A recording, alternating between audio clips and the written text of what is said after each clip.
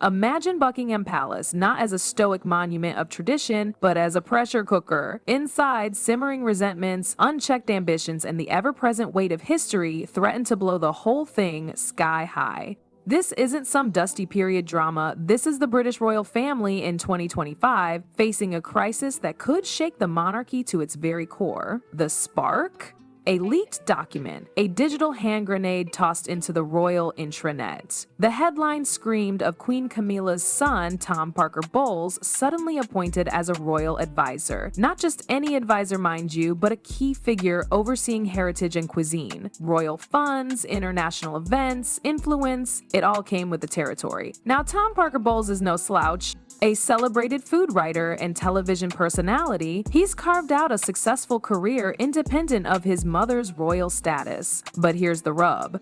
He's not a Windsor. He carries no royal blood, and according to centuries of tradition, that should disqualify him from any official role within the family. The document bore the signature of King Charles III, but the timing was deeply suspicious. He was undergoing cancer treatment, his health shrouded in secrecy. Was he even capable of making such a decision, or was something more sinister at play? The public was outraged. Prince William's supporters felt betrayed. The legacy of Queen Elizabeth II, who fiercely guarded the purity of the royal bloodline, seemed to be crumbling before their eyes. But let's rewind a bit, peel back the layers of protocol and propriety, and get to the heart of the matter. Camilla Parker Bowles. For decades, she was the woman in the shadows, vilified by the press, blamed for the breakdown of Charles and Diana's marriage. She endured public scorn, patiently waiting for her moment. Now, she was queen consort, a position of immense power and influence. But power, it seems, wasn't enough. She craved something more, a legacy for her son. Tom, the accomplished chef, the charming media personality, forever on the periphery of the royal family, always an outsider. Maternal love, that primal force, drove Camilla to take a gamble, a reckless, audacious move that could cost her everything. 6 months earlier, in the hushed confines of Clarence House, Camilla sat alone, nursing a glass of expensive wine. The weight of her past, the years of struggle and sacrifice, etched deep lines on her face. "My son deserves more than this," she whispered, her voice barely audible. She knew the rules, the rigid traditions that barred Tom from any real position of power, but she also knew Charles, his weakened state, his vulnerability during cancer treatment. An idea, dangerous and intoxicating, began to take root. A secret plan hatched in the shadows, involving a forged royal seal, a meticulously crafted dossier, and a network of trusted confidants. Camilla contacted a discreet workshop in Geneva, a place renowned for its impeccable reproductions of royal artifacts. She ordered a perfect replica of the royal seal, cost be damned. This wasn't just about giving Tom a title, it was about securing his future, ensuring his place in the annals of history. The plan was audacious, bordering on treasonous. If exposed, Camilla could face disgrace, even legal repercussions. But the thought of Tom, forever sidelined, fueled her resolve. She would do anything for her son, even risk the very crown she had fought so hard to attain. The carefully constructed facade crumbled with breathtaking speed. The leaked bulletin, the frantic investigations, the growing public outcry, it all pointed to one inescapable conclusion. Camilla had orchestrated the entire affair. But why? Was it simply maternal love gone awry? A mother's desperate attempt to secure her son's future, regardless of the cost? Or was it something more insidious? A power grab, a calculated move to reshape the monarchy in her own image. Consider the evidence: the forged royal seal, meticulously crafted to deceive, the secret meetings, shrouded in secrecy, the web of loyal confidants willing to bend the rules to serve their queen. This wasn't a spur-of-the-moment decision, it was a carefully planned operation executed with ruthless efficiency. And what of King Charles? Was he truly unaware of Camilla's machinations, or was he, in his weakened state, being manipulated by the woman he loved? The question hung heavy in the air, casting a shadow over the entire royal family. Prince William, the heir apparent, found himself caught in the middle of this escalating crisis. Torn between his loyalty to his father and his duty to protect the monarchy, he launched his own investigation, determined to uncover the truth, no matter how painful. He assembled a team team of trusted advisors, legal experts, and former intelligence officers, tasking them with unraveling Camila's intricate web of deceit.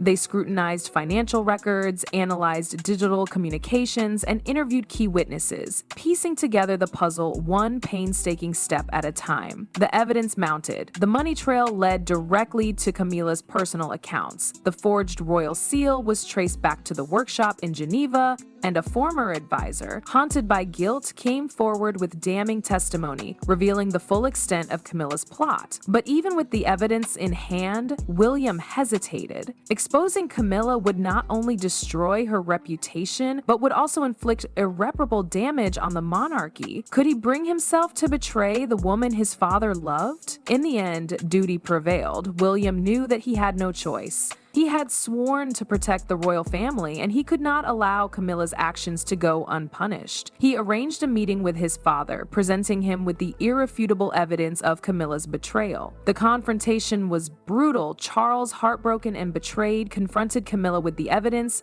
She denied everything, desperately clinging to her innocence. But the evidence was overwhelming, and in the end, she was forced to confess. The consequences were swift and severe. Camilla was stripped of her royal privileges, banished from the palace, and ostracized by the royal family. Tom Parker Bowles was barred from any official role, his dreams of royal recognition shattered. The monarchy was shaken to its core. The public was outraged, demanding accountability, and the future of the royal family hung precariously in the balance. But amidst the chaos and recrimination, a glimmer of hope emerged. Prince William, having navigated the crisis with courage and integrity, emerged as a strong and capable leader, ready to guide the monarchy into a new era. The question remained, however, could the royal family ever truly recover from Camilla's betrayal? Or would this scandal forever tarnish the crown? The image of Camilla, stripped of her titles, banished from the palace, is a stark one. The woman who clawed her way to the pinnacle of royal life, reduced to an outcast.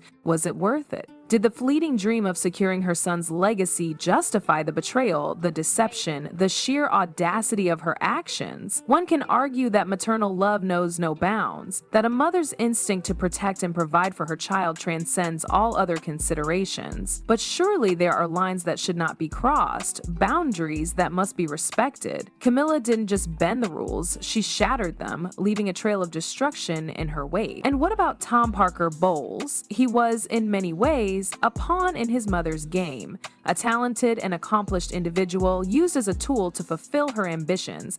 Did he know the extent of her plan? Was he complicit in the deception? Or was he simply a victim of his mother's overbearing love? Regardless of his involvement, his reputation is forever tarnished. The shadow of scandal will forever loom over his achievements, casting doubt on his integrity and questioning his motivations. He may have desired a royal position, but certainly not at the cost of his own honor. The fallout from Camilla's actions extends far beyond the immediate family. The monarchy itself is wounded, its reputation tarnished, its credibility questioned. In an era of increasing skepticism and declining deference, the royal family can ill afford such a blow. William's decisive action may have averted a full-blown crisis, but the scars remain, trust has been broken, relationships strained, and the future of the monarchy remains uncertain. Can the royal family heal from this deep wound? Can it adapt to the changing times and regain the public's trust? The answer, perhaps, lies in William's leadership. He has demonstrated courage, integrity, and a deep commitment to the institution he is destined to lead. But he cannot do it alone. He needs the support of his family, his advisors, and the public. He needs to forge a new path, one that respects tradition but embraces modernity. Perhaps this scandal will serve as a wake-up call for the royal family, a reminder that power comes with responsibility, that privilege demands accountability, and that the preservation of tradition requires adaptation and reform. The drama is over, the plot exposed, the guilty punished. But the story is far from finished. The British monarchy, like a phoenix, must rise from the ashes of this scandal, stronger and more resilient than before. Only time will tell if it can succeed. The world is watching.